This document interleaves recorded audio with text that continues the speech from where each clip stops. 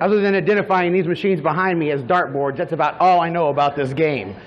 But guess what? A tournament of people that play this for real and professionally and really well asked me to play with them. And it wasn't for games, it was on a tournament.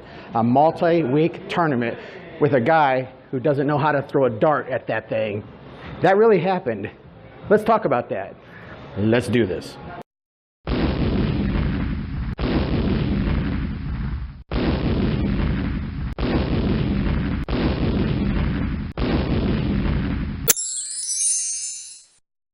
What you're about to see is a reenactment of what happened on the very first time I came to this tournament and played a game, and they said what you got to do is throw a dart at that board, try and hit the bullseye, and then you have a teammate, and back and forth you try and win the game together.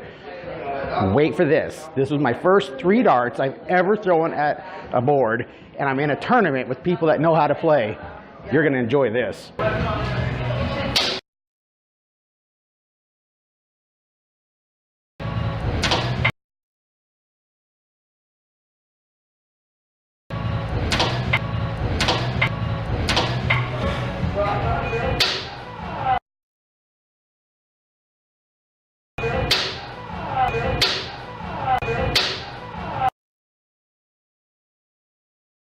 That window survived not only those 3 darts, but the next 9 after them.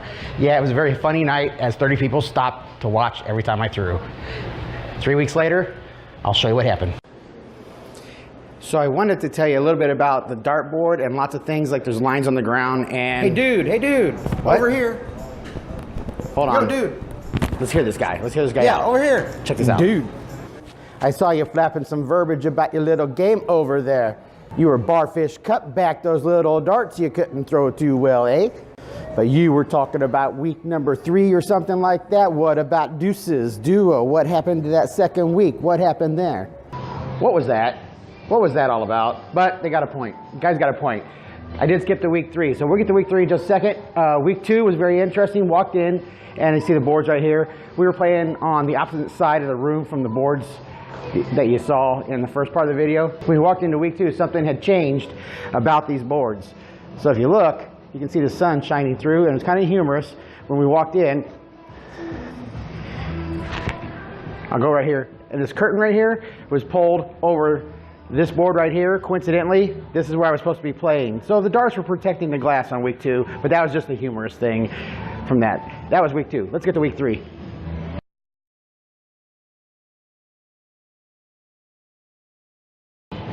So week 3, darts on the board, and that's the continuing humor of this tournament week over week. It's almost counting what goes to the left and the right, but everything hits the board.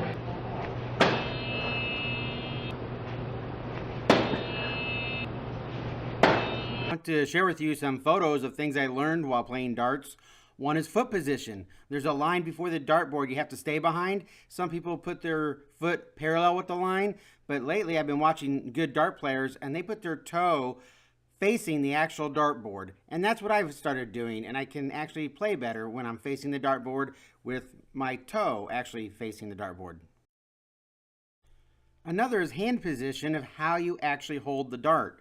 And that's important too. Rather than holding the dart back to where the wings or the flights are at, you can hold it up front and have a little bit more control of where the dart ends up, depending on how you let go of the dart when you throw it. I picked up this little trick from a YouTube channel for beginner dart players. So when you hold the dart and you're about to throw, your fingers make this natural circle, and in between the circle you can look through it. So if you're a right-handed dart player, you should be able to look with your left eye through the hole in your fingers right there and use it like a target. So if you're right-handed and you use your left eye, look through the hole in your fingers, and when you throw the dart, if you let go at the right time, the dart should hit the board at whatever is showing through the hole in your fingers. So if you aim at the bullseye, like what you see here, when I let go of the dart and throw hard enough, it should end up on the bullseye. I learned here that the darts have 4 parts to them. There are 4 parts, and you can buy them separately, and the first part here we're going to be taking a look at. Like I said, you can buy these parts separately and build your own darts at a place that sells darts, or just buy an entire dart. But the first part is called the tip, and these tips are different. Notice some are short, like the first one at the bottom there, and the other ones are longer, like the ones you see in the top two. And yet they could come in a different color. There's basic plastic, and they can break a lot, or this other type is called fit tip, and it's made out of some indestructible material that you can throw this dart year in and year out, and that same tip won't break. And that is what you see on the top dart in the different color of blue. The next part is called the barrel. The barrel is typically made out of metal, and it comes in grams. It's a weight. And some barrels are large, like this one. Some are smaller, and you'll see some later, but they weigh differently. And you have to get a feel for when you throw the dart, if you want to throw a lightweight dart, which a bar dart that comes with a kit, they're all plastic from beginning to end.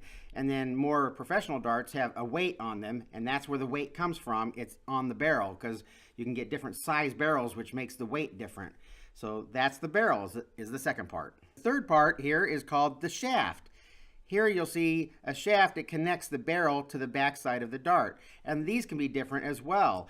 Of course, most of them are made of plastic, but these spin. In other words, whatever the backside you put on them, when the dart throws, they will make the back wings, or what they call flights, spin.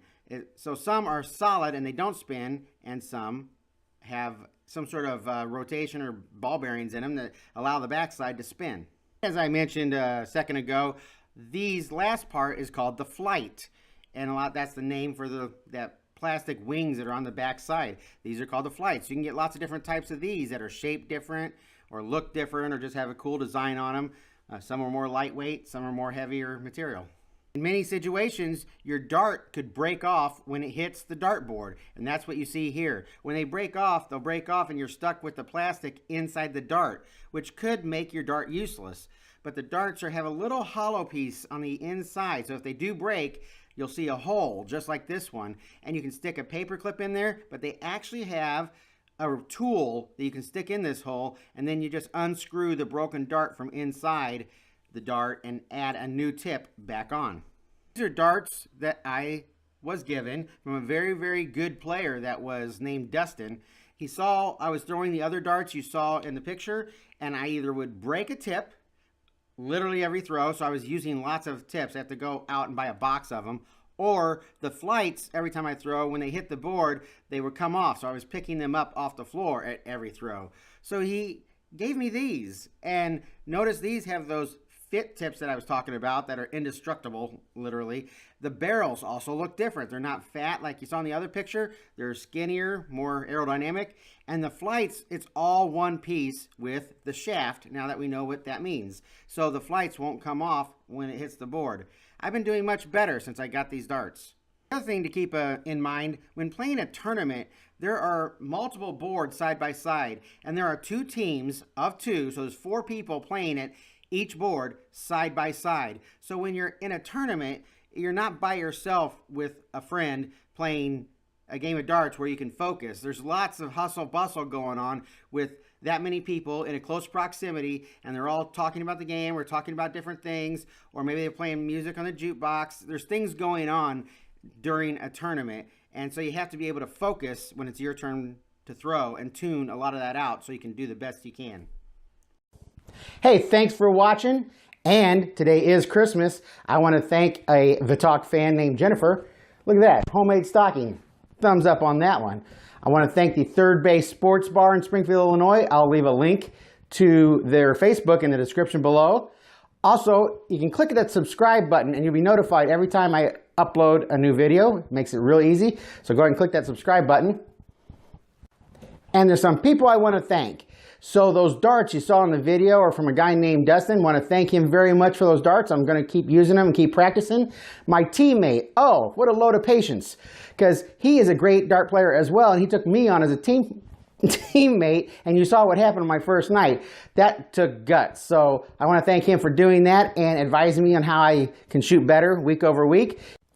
I also want to thank his wife, Renee, she was on the team as well and advises me on the darts and how to play better, and that's where I initially started learning about the type of darts. She was explaining those 4 parts that you saw in the video. So thank you very much for all these people. All those players are helping me out, and as we go forward week over week, I hope I get better, and maybe I'll be a you know, maybe a kindergartner player when we're all done with all the weeks. Anyway, Merry Christmas to you all. It took a while to make this video, and see you next week. Love you all. Come on back. Can't wait to see you again.